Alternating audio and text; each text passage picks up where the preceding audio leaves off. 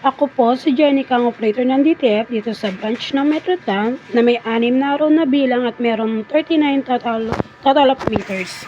At ito na po yung printer head natin. Ito yung damper.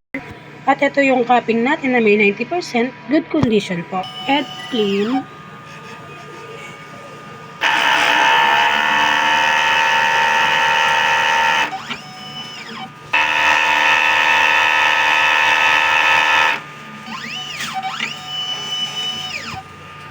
After natin mag-get clean, punasan natin ng wiper,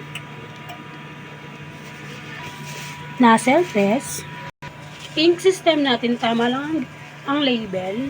Ito naman yung blend wire, waste tank, kakapalit lang ngayong araw.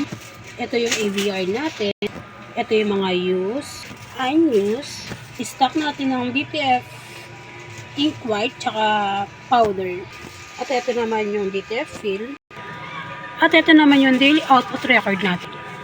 Consumable withdrawal at weekly physical inventory. At ito naman yung DTF monthly maintenance checklist natin. Salamat po!